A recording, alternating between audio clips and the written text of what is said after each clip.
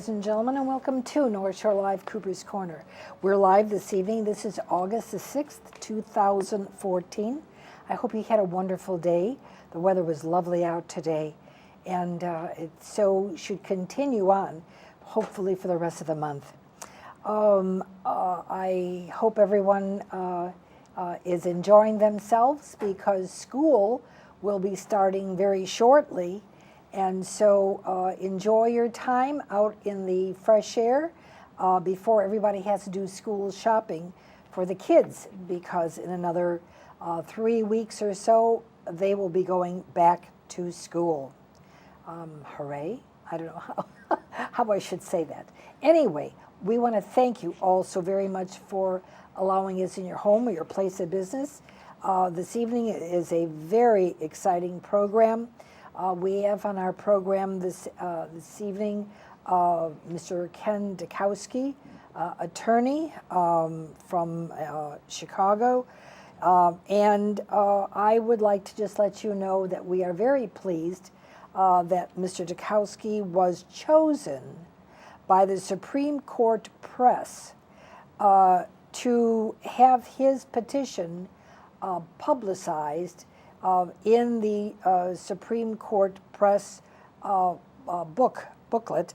And this is the petition of the month, and it's Kenneth Carl Ditkowsky versus the Attorneys Registration and Disciplinary Commission of Illinois. And so without any further ado, I think we'll speak with Ken Ditkowsky about that. Welcome to the program. Oh, thank you. It's a pleasure always to have you. Thank you. And this is really an honor to be publicized in the Supreme Court Press in their book. Well, it may be like kissing your sister if the Supreme Court doesn't take my petition for cert. Well, I don't have a sister, but I suppose I understand what you're meaning. But so tell us about what it is that you did. Well, the Supreme Court, after I sent a deposition to the federal authorities, I suddenly discovered that the Supreme Court had suspended me for 4 years for complaining about certain judges in this elder cleansing situation. And of course I took an appeal to the Supreme Court of the United States, which you do by writ of certiorari, which is this document. The document actually is two documents in one. This part is the petition, and this is the appendix. And the appendix contains such things as the lower court orders and some very interesting letters and other material, which I think is totally relevant. Is that all regarding your case? That's involving my case. This whole pamphlet belongs to you? Yes. I think this is very important. This book, which is about, I'm going to say, 1.5 inches thick, it just pertains to Kenneth Carl Ditkowsky as the petitioner versus the Attorneys Registration and Disciplinary Commission of Illinois as the respondent. And this is, I mean, it looks very intimidating. Well, maybe intimidating. What is it? I hope the Supreme Court finds it interesting enough to take the case, because when you start off, Supreme Court doesn't take all the cases that come before it. Okay. In fact, there's a strong minority of cases that it takes. It only takes about 100 cases a year, it's probably less than that. And someone once said the probability of getting your case heard by the Supreme Court is 1 in 7,000, and then it drops, if it's a First Amendment case, it drops to 3,000, and even there, I doubt if the probability is 1 in 200 that they'll take it right now. So the odds are very, very strong against them taking it. But the reason I took it and I take this step is because we have a situation here in Illinois where elder cleansing is running rampant. People like your mother were railroaded into guardianships, isolated from their families, and then stripped of their assets. And I complained about it, and I'm still complaining about it. And I'm asking the court to affirm my right to speak out when I see an elderly lady or an elderly man being denied their constitutional rights. I think we're owed that by the Constitution of the United States of America. Well, apparently it's not the case as far as the lawyer disciplinary proceedings are concerned, because just this morning I was party to a conversation between a number of people down in Florida who've had the same elder cleansing type situation occur. And they were given an audience by the head of the Florida Bar. He's the president of the Florida Bar, and they are their disciplinary commission for Florida. And each one of these people were expressing the same situation: a railroading of an elderly person to a guardianship and uncontrolled actions by the guardianship. And the reason this is so terrible is the fact that guardianship by its very nature is an intrusion upon the liberty interests of a citizen. Guardianship is necessary in certain circumstances, and that's when a person, an elderly person or a disabled person, needs some help and is in need of help in being a productive member of society. And what guardianship has degenerated into is a predator relationship.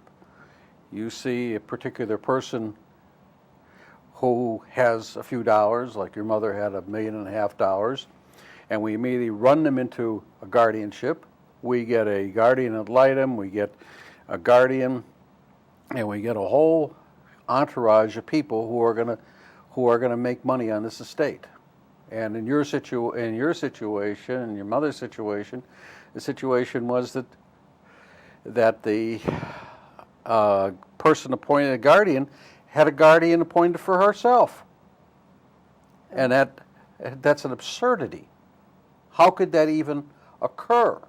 But it did occur, and your mother's $1.5 million estate disappeared, and these people were so avarice that they took 29 teeth out and Gold.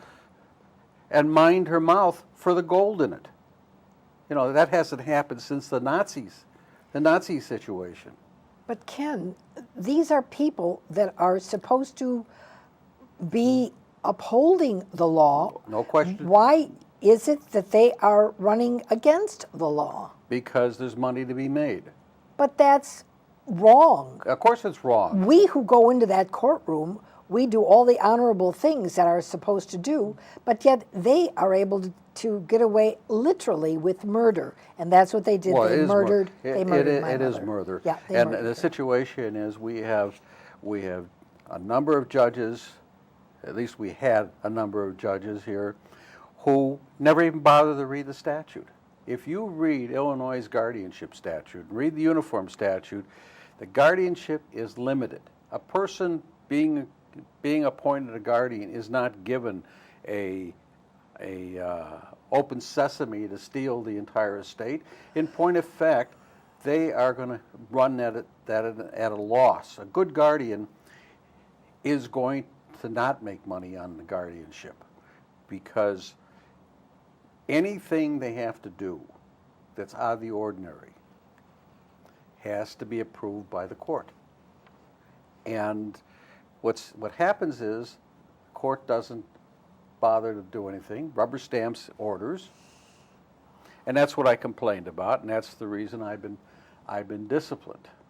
Now, it makes a statement here at the bottom, because this is exactly word for word what you've got there. It says, many lawyers take up the law for idealistic reasons. One, to fight for the weak, to correct the injustices, and preserve the rule of law. That's what's supposed to be done. Upholding these values require action to be taken, action that can be lauded as crusading and exemplary by some, but reckless and inconvenienced by others. However, when the lawyer takes on corruption, whose seed might be planted within the legal system itself, the system sometimes retaliates with a fury with the ultimate punishment for the attorney, a referral to the bar's disciplinary committee and long-term suspension or disbarment. Well, but you're doing the honorable thing. You uphold the law. You're preserving the life of the person that comes to you for help. And this is not a crusade. This is the law. We're a nation of laws. Well, we're supposed to be a nation of laws, but we've always had a modicum of corruption everywhere. There are very few places that don't have some corruption. The idea is to reduce the corruption down to tolerable levels. And in this situation of the elderly, it's gotten totally out of hand. It's in every single state. It's in Colorado, it's in New York, it's in Ohio, it's Illinois, Florida, and everyone's complaining about exactly the same thing. When you spoke to the others this morning, were any as obscure as our case with the situation of them pulling my mother's teeth? She's alive. They just took pliers and pulled her teeth to secure the gold. And then after she passed, the judge who left the state of Illinois, she's gone. She went to Texas. I hope nobody hires her there. But she left for Texas, and she was continually giving the guardian ad litem, Mr. David Martin, and his daughter, Melissa, they were both, it was a father and daughter team in that court, a payment for whatever they were supposed to be doing for my mother for 2 years after her passing. What is that? Are they communing with her spirit? What is that all about? But this judge made sure that she was giving David Martin and Melissa Martin monies from my mother's estate. This is the problem that you're dealing with, the fact that you have judges who are taking and rubber stamping orders. They're handed an order by favored people, and they sign them without looking, without caring. In the deposition of Judge Connors, as an example, in the Sykes case, she was confronted with the fact that there was no jurisdiction ever obtained. No one ever bothered to comply with Section 10. And therefore, when we checked with the sheriff could find no evidence of return of summons on Mary. I checked with the clerk. They didn't even have, as part of their forms, a form that met the statutory requirement. And of course, there was no return of service in it. So there's a real question of whether or not she was even served with it. But because we're dealing with a guardianship situation, a situation that we want to protect the individual from being placed in this situation where liberty and property can be destroyed, we require that the nearest relatives, the daughters, the brother and sister, be notified. Well, if you look in the Sykes case, you'll find there was no notification of anybody. As a matter of fact, her two sisters weren't even mentioned in the petition. But yet, as this judge had a guardianship for Mary. Now, also to protect, we require that the proof be by clear and convincing evidence. There wasn't even a hearing. It was done by the agreement of the two guardian ad litems and the petitioner, and a judge signed that. Signed it. So when you start looking at this situation, you find that you have a judiciary that's abdicated to a group of individuals. And then, as your mother was placed in a nursing home that happened to have a relationship with the then orchestrating attorney. And they managed to take and run up bills and the rest of it. True. And you can see how things are going. I think there's some indictments that have come down for someone by the name of Seth Gilman. Seth Gilman, yes. And at a hospice situation. These are all tied in. It's all one conglomeration of situations. But the strangest thing is that after Mother passed, and she's just passed 3 years now, February was 3 years, Lynn Kawamoto was still giving monies to She's rubber Martin. stamping. She's rubber stamping. She's not reading the orders that are being presented But Mother to her. passed away. You don't continue with a guardian ad litem if there's no client there. And he went and bought $1 million mansion in Malibu, California. Of course. You know, in Illinois here, we once had a politician point out that there's no good reason why a person should lose his franchise to vote because he died. So why should the guardian be deprived of money just because the ward died? It should come to a stop. Of course it should come to a stop, but that's part of the corruption, and that's one of the things that Mr. Larkin wants to stop lawyers from talking about, because I'm not the only lawyer who's talking.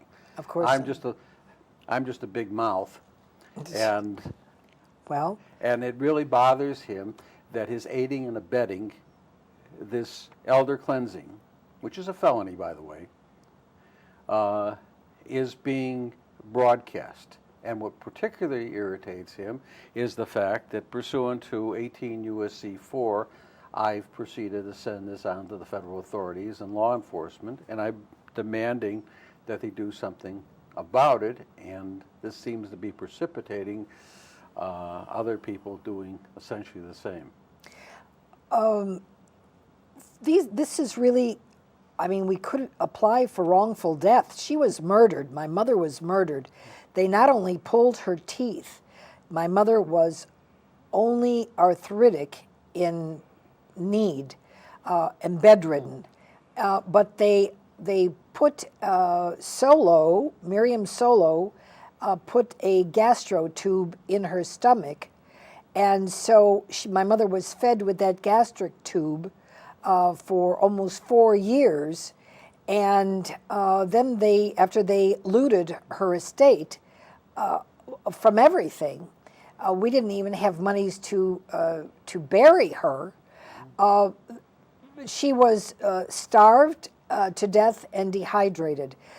They never gave her anything by mouth. She had to rely on this intervention by a tube in her stomach. And many times when I would be there, they only allowed us to come once a week. We couldn't come any other time. We had to be monitored. Had to be monitored. Probably by Rehab Assist. It was Rehab Assist, and now I'm learning that belongs to Morris's Formis. And that's the one that charged in the Sykes case for monitoring a dog. A dog, yeah, monitoring a dog. I remember that. Yeah, we had that. That's we right. had that. Monitoring and a dog. They routinely create this situation. The idea is you grab someone off the street who's got some money, you take and you isolate them from the family, and you take every dollar they have through their procedures. The question I have to ask you is, my mother foresaw problems that may have or could have arisen. So we went to her attorney. He drew up whatever papers. I was power of attorney. There was no need for this guardianship. Of course not, but the only need that existed for that guardianship was the fact that the cadre of attorneys. Yes. I think your husband wants to call him something else. Yes, he does. No, I was calling it cabal. A cabal. But that cadre of attorneys is in need of money, and they can earn money by creating this situation. That doesn't even exist. Doesn't even exist. And by law, I didn't even need to handle that or to go and be bonded, because the attorney was told by my mother my daughter does not need to be bonded, but Karen Bowes, who was our attorney for 27 years, she was the one that brought us in to the court. She's the Judas goat that did this to us. 27 years. People aren't even married 27 years anymore. She was our attorney. She had was a part of everything in our life. We saw her socially. We saw her, for business. We saw her, holidays, whatever. And after 27 years, she could do this to us.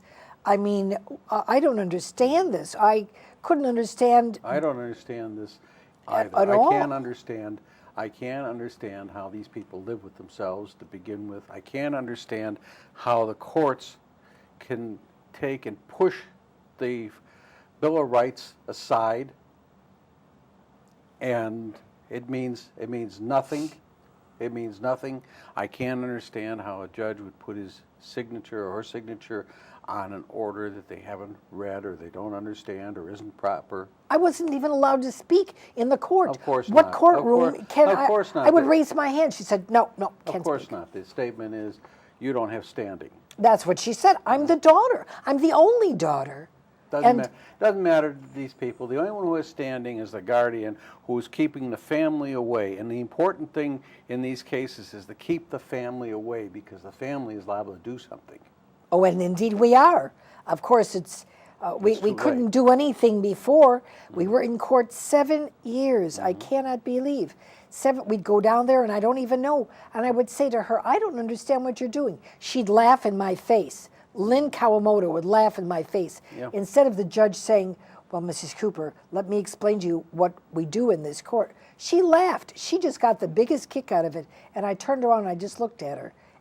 I didn't know where she was coming from. This is how our Constitution is being And I treated. don't think she's straight to begin with. I think the woman has a problem, really. Well, I think a lot of these people have a problem. And the problem they have is a problem with their basic moral upbringing. How can, knowing a situation exists, what excuse can I use when I look in the mirror and not say something about this stuff? How can I not report this to the federal government and demand they do something to protect these liberty interests? And at the end, I don't call it murder, because murder has connotations to it. I call it involuntary assisted suicide.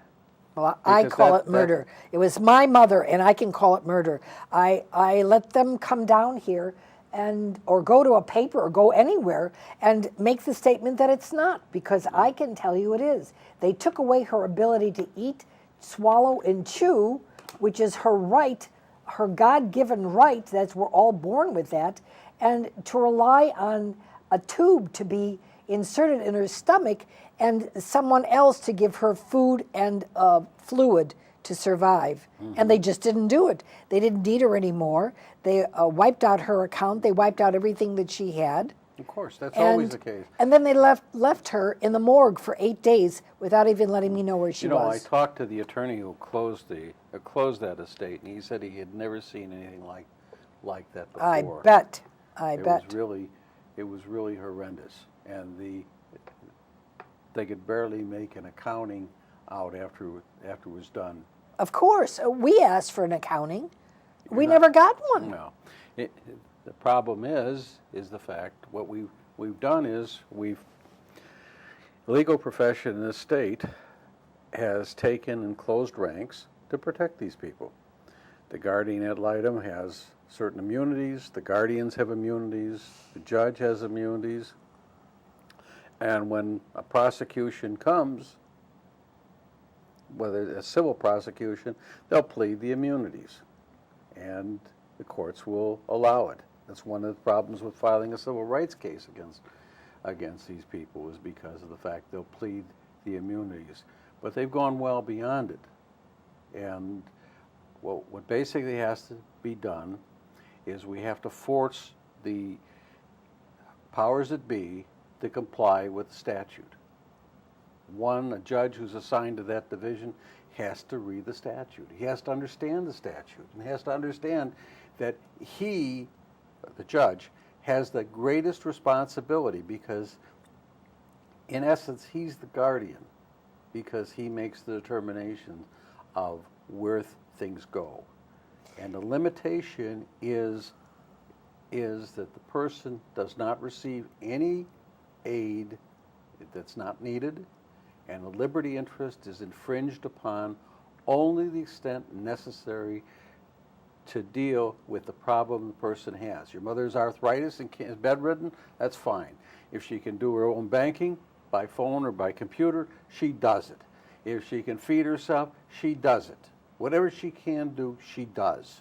And the guardian's responsibility is limited to the things that she can't do. And that's what the statute says. Now, when they want to make a change, they've got to go before the court, and there's got to be a hearing, and there's got to be a determination. If this attorney, this person that you spoke with, explained to you how really dirty it was what they did, why did they not correct it? Does he not have an obligation to himself, to the oath he took of office? Apparently not. And apparently not. Apparently not, because the point, I think it was U.S. Bank who did the closing. Yeah, U.S. Bank. Yeah, I think they wanted to just close that estate and put it away so nobody would look at it again. That'll never happen. Well, it may never happen. It never happens, but how far have we gotten? How Well, many years? Your mother's 3 years dead? 3 years. And where have we gotten? Do we have the FBI looking into this thing? Is there an investigation of the various attorneys involved? Is there an investigation of the judge? I don't know, but I have a sneaking suspicion there's very little. And we have a situation here. Recently there was a movie about Monument Men, I think it was, and they showed a basket of teeth the Nazis had gotten. Not since nobody, not even the worst people, since the Nazis would remove the teeth. Well, Miriam Solo did. Well, she did that to my mother. That's the level that we're dealing with. With Nazis? We're dealing with Nazis. And we're looking at an ARDC that after 15 judges and a couple score of attorneys and a couple score of clerks and court personnel went to jail, is covering up for these people. How many letters have you written to the ARDC complaining, asking for an investigation? And we gave stipulation, and we gave paragraph and page and whatever they asked for, and then we would get a letter back. It's inconclusive, and you didn't provide enough information. What? What do you mean, not enough information? That's all they have to do is look in the file, and they'll see what went on over there.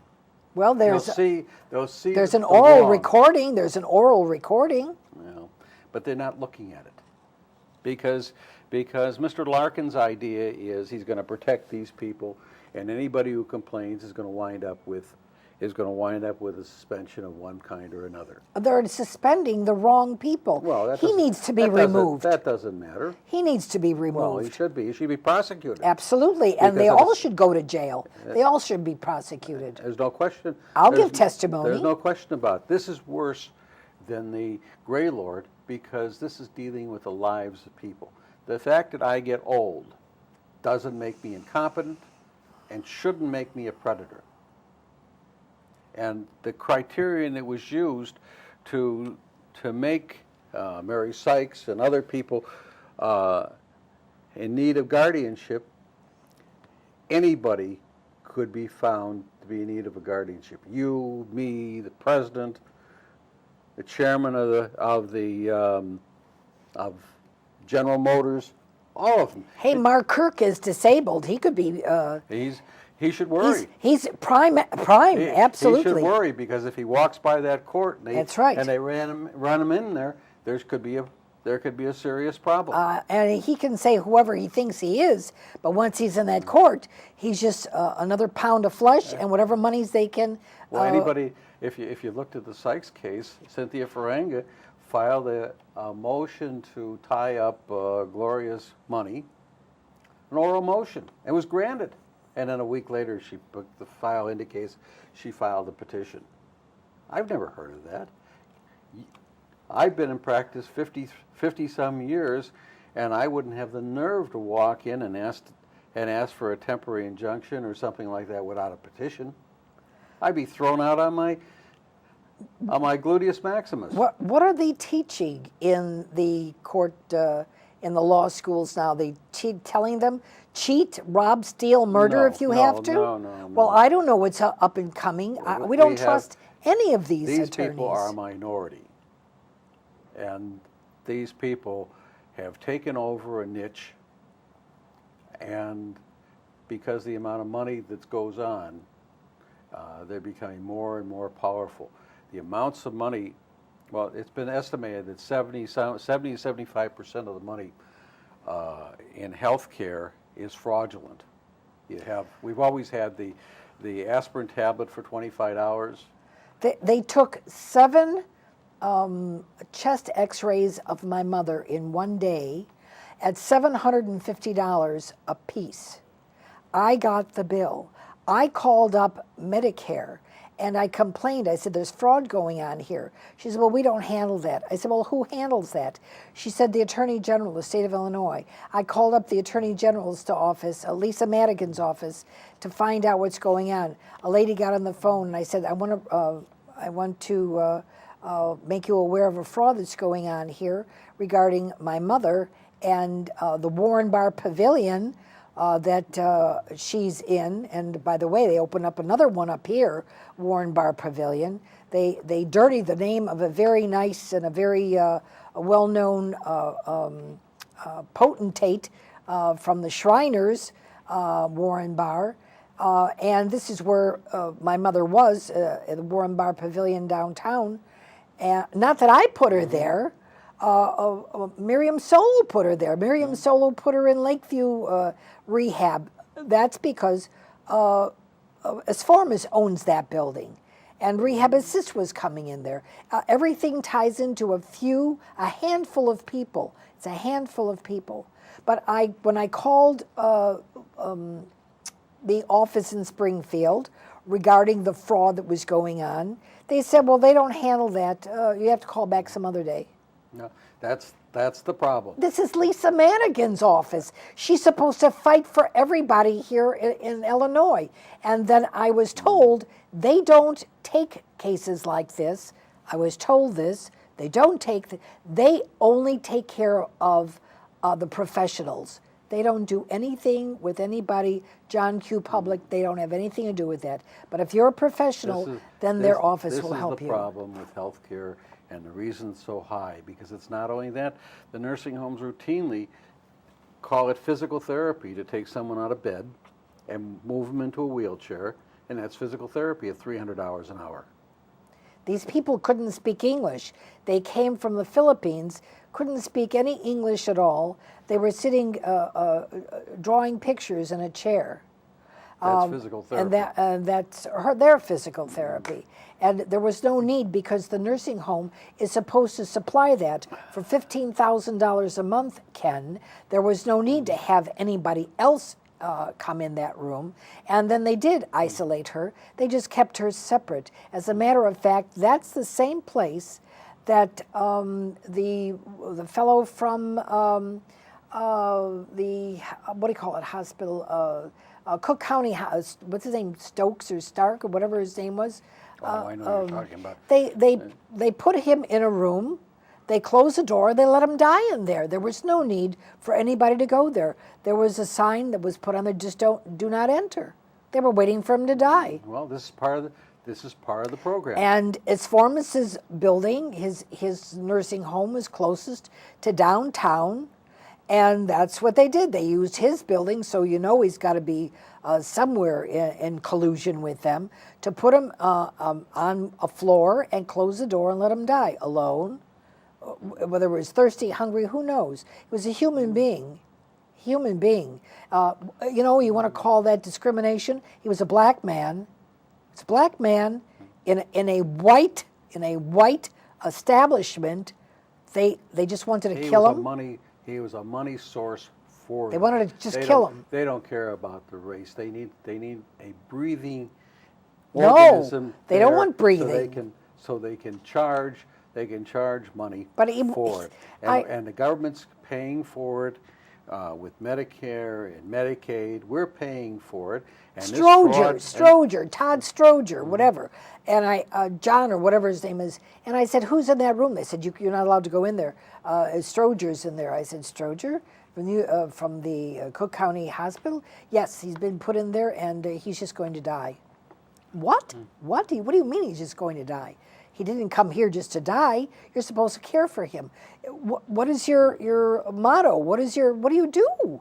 That's not the way I was raised. I'm a past Girl Scout leader, a Girl Scout, a Brownie, Cub Scout mother. I took care of everybody. You got to get with the program. Mr. Larkin says that complaining about this thing is ethically challenged. And I got a 4-year suspension for complaining about it, which the Supreme Court agreed with, and I'm now trying to get before the Supreme Court of the United States. And the fact is, the rule of law in this state means nothing. Illinois, there was a study the other day. No wonder people go and kill and shoot their lawyers or kill the judges, shoot the judge. Well, what can I possibly do? There was a statement that every man, woman, and child in Illinois pays $3,008 a year for the corruption in our state. This is worse than the mafia. $3,000. The mafioso. And $8. That's how bad the corruption is in Illinois. This is the reason Illinois is number 2 in corruption, number 1 in people wanting to leave the state. Yeah, they want to leave Illinois. Manufacturing is being lost, while the state is on the verge of bankruptcy. Yes. It's because we've allowed this small group of criminals great leverage over our state. And they're not only lawyers that are involved in this thing, and not only judges involved in this thing, but it's an entire industry and it's an entire situation that has to be addressed. We have to get back to the situation where some modicum of honesty exists, and we have statutes. Nobody fouls. We have statutes that if they fouled would be involved. One of the things I've said in my brief is, all that I have done is comply with 18 U.S.C. 4. Felonies are being committed, and I had a duty as a citizen To report it. to report it. That's what I was suspended for complying with a statute. Of course, I was also suspended for complying with my First Amendment right. Oh, And yes. that's a major thing. The Supreme Court has said that in a number of cases, including the Alvarez case, especially the Alvarez case, that that content-related speech cannot be muzzled. In other words, on this particular program, we can say anything we want, and nobody can regulate us or keep us from saying the things we say. Now, that doesn't mean that if we libel or slander somebody, they don't have a remedy, because they do. But by the same token, nobody can come in and say we can't talk about the various governors that have been in the state. And talking about governors, They're all in jail. It's kind of interesting. They're in prison. Even the current one apparently Yes. has some problem. It's a tradition which we That's have terrible. to at some point break. It's not even funny. It's heart-wrenching. It's really heart-wrenching. That's why I told the public, first of all, I'd like you to please go to my YouTube, and I think it's going to be, there it goes. There's the YouTube. And you'll see this program and others that we've had on there about the wrongdoings of what's going on here in Illinois, the corruption here. We've had another attorney, Mr. Amu, come on the program, and just heart-wrenching what they did to Mr. Amu, a gentleman with a Nigerian national. So all he did was complain. He complained complained that about he corruption. thought a judge was Yeah. corrupt. Yeah. And she was, and she is. well, I don't know if he was or not, but the situation is he's got a right to complain. He has a right. And That's he's got correct. a duty to complain. Yes. But if you read the ARDC reports in connection with him, they smack of racism. I'm and sure. That's very serious, because we have gone back in Illinois. 400 years. We've regressed to the point where if a black man is uppity, they slap him down. And his summary situation was even faster than mine.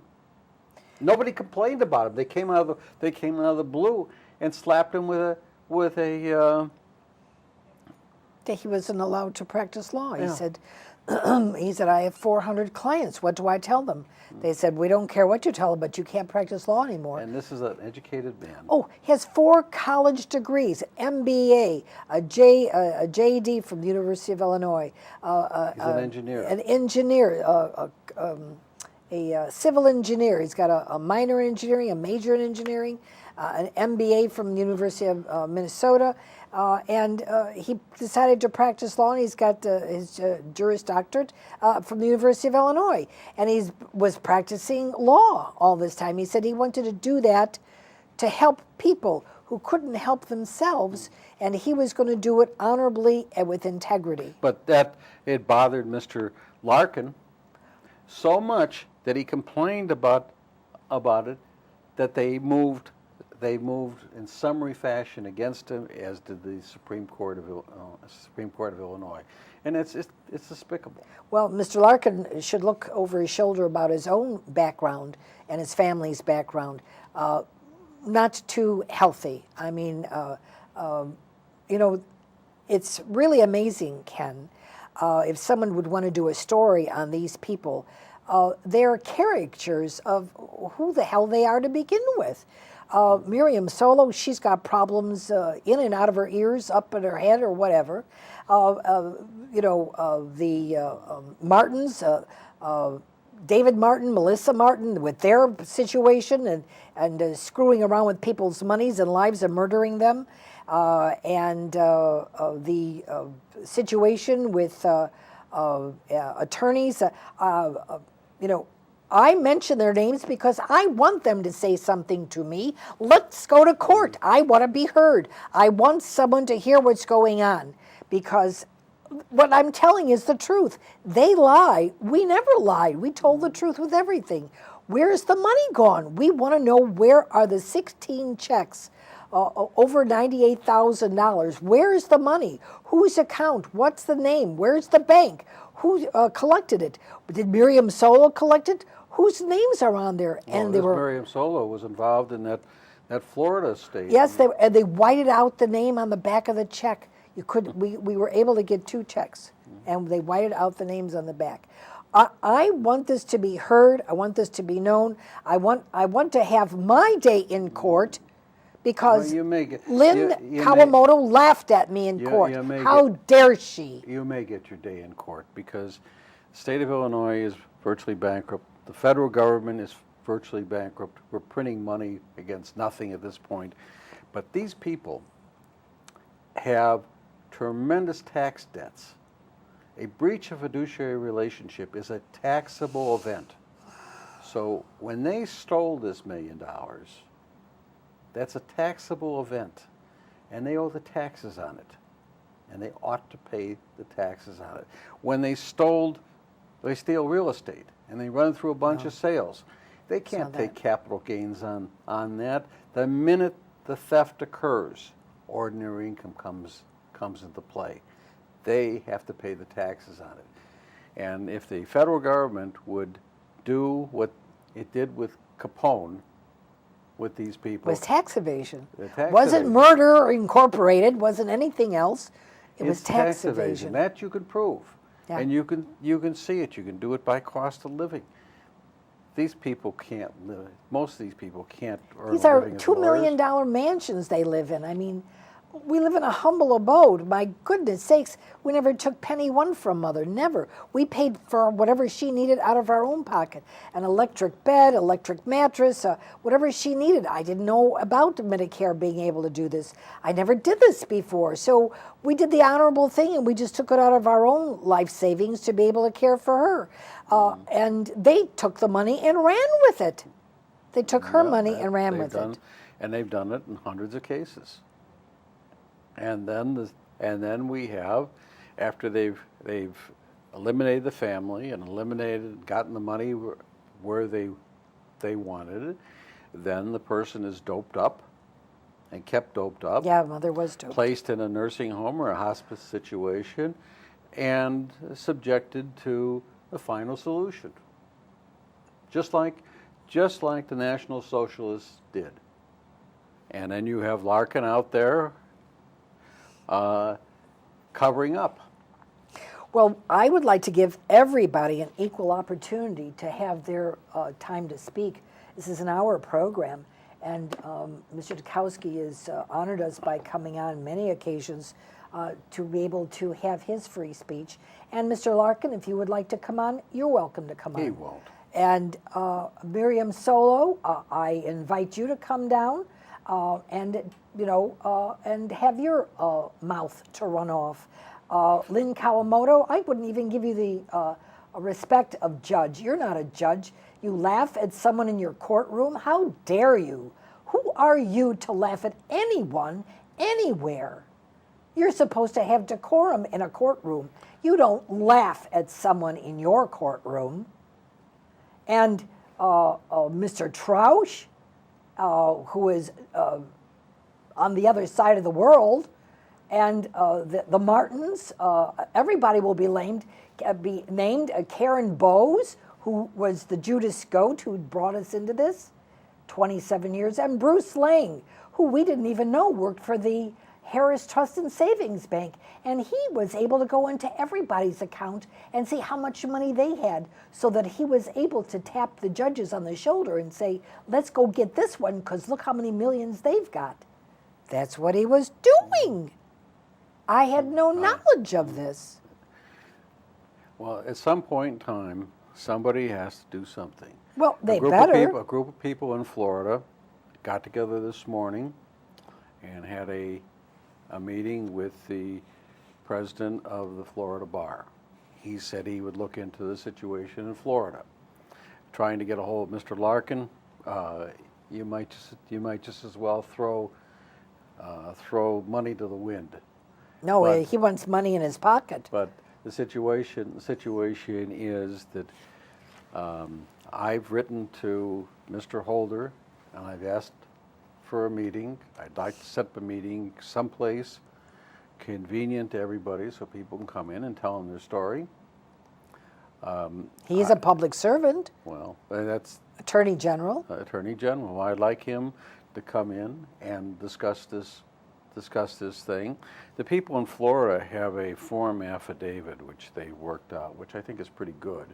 I think anybody who's involved with this type of elder cleansing situation, who's a victim or a family member of a victim, ought to fill out one of those affidavits and make it available. And if Mr. Holder agrees to meet with us, give him the information necessary so that there can be prosecutions. And this includes people from Colorado, from Arizona, from Nebraska, Ohio, Nebraska, all over the country that are involved in this situation, because it's got to stop. It's a cancer that is eating up our moral situation. Where is the humanity here? Life, liberty, and the pursuit of happiness. Where is that? I mean, it's a joke to have the flag in the courtroom because they don't adhere to the flag. I have 3 veterans in my home that gave their time, their service to the United States. 1 Army, 1 Navy, and 1 Navy Air Force, and went and without, making any qualms about it.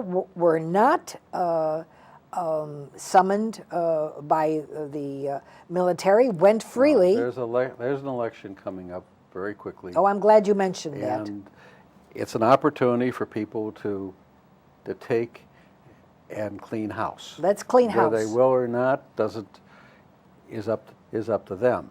But our remedy is the election and voting. Well, I think, let's see, the election is November the 4th. Today is August the 6th. And I think for all intents and purposes, and I've mentioned this to you before, do not vote with your heart, vote with your mind. If those have been in office for 30 years, we don't need them anymore. What are they doing? You don't even know what they're doing. They don't know what they're doing. They're just collecting pension money. We need to clean house, sweep house. Nothing sweeps better than a new broom. And I'd be happy to bring new brooms to anybody who does that. Mr. Kirk, we put you in office. We believed in you, and we've not heard anything from you. You're a disabled person. These people are disabled. They're laying in nursing homes. They need your assistance. If you can't help them, Mr. Kirk, I suggest you take another look at why you are even in office. And whether you're Republican, Democrat, whatever, I suggest those of you who have a strong feeling of self-worth and love this country and what we stand for, run for office. We'll come here. We'll give you opportunity. We'll get you the votes. We'll do whatever we need because you need to run for office. Mr. Jason's son, who is autistic, put in jail at the age of 22 for 55 years. He doesn't even know what he's in jail for. Where's his freedom? Where's his right to life? What's going on here? If you need some assistance, vote for anybody, write in. There's an article I saw in the internet that they wrote a dog in. And if the dog makes it, actually it's for a position. It's under, I think it's the Democratic ticket. It's out of Washington, D.C., and against an attorney general there for Washington, D.C., a Republican who's been in office 10 terms, each 4-year terms. I think they've had enough. They want someone to run against them. If the dog beats them out, congratulations to the dog.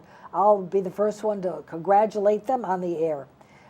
So all I know is that we need to do something. Voting season is November the 4th, 2014. Please do not let these people get back into office. Use your power of the vote.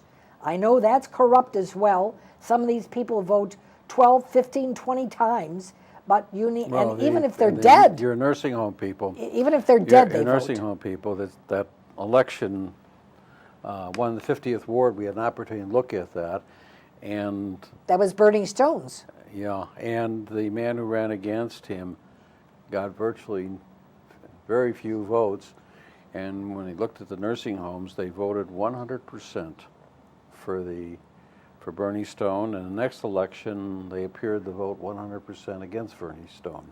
So the situation is you've got massive vote fraud. Absolutely. It appears to be massive vote fraud. And this is something we have to deal Well, that was with. out of the Asformas building. I know because my mother had an apartment there, and I know what they were doing. They were going from room to room. And even when they had a meeting there on one level, and we met with Morris Asformas, and I turned to the lady next to me and I said, he's terribly rude. What a rude person he is. And one other lady stood up and she said, why are you so rude? These are all senior citizens. Some are disabled, some are handicapped. Why are you so rude to them? He said, because I can be. Well, I can be. And he can be. And he takes their money. He can be, and the court and Mr. Larkin and others are making him into that position. We are getting a caste system in our state, and we have to stop it at some point in time. And unfortunately, any person who is over the age of 65 is a potential victim of this elder cleansing. And it's easy to run it. Now, they won't run it against anyone who's strong enough to fight back, but the wives, the spouses, are the victims. You look at this thing, case after case involves widows. Yeah. And it's not a coincidence that this is happening. It's your mother, it's Mary Sykes. Yes. They didn't go after Mary Sykes' husband. He was a policeman. Well, and you know, what is the use, you would think or say, of living to be 100 years old? You want to make that living. Mother was 99 years old, 1 month into her 99th year, and then they murdered her. They took her food and water. Ken, we don't have much time left, very short on time, but is there a statement you'd like to make to the public? I mean, this is going to be on YouTube, so, and what is it well, that you I've said just about everything I wanted to say, except for the fact that corruption in this state is costing us a fortune. One of the professors said it was $3,008 per person that it's costing us. We have to do something about it. We have to speak out, and in particular, we have to eradicate this elder cleansing. It's disastrous. It's I don't want to just shoo these people out of town as the coward Lynn Kawamoto went. I want to put her in jail. She needs black robes over her head with a noose around her neck. That's what they do when you steal money and you're corrupt. Well, that's when you kill people. Well, they killed my mother. They didn't put anything over her head. They just removed her life sustenance. And there is no statute of limitations. No, on murder. That's right. And all right. we should have prosecutions, all and right. we should have strong prosecutions of everybody involved. All right. So you all know who you are, and we're after you. No limitation on murder. We'll get you. Thank you for allowing us in your home or your place of business. Hope you have a pleasant evening, a very safe week. See you next week on North Shore Live Cooper's Corner. Please visit us on our YouTube and be informed. We need you to be informed, be a good voter, and let's get this trash out of politics. Let's put some people in who want to help and do good for the country. God bless you. Thank you for watching. Have a pleasant evening.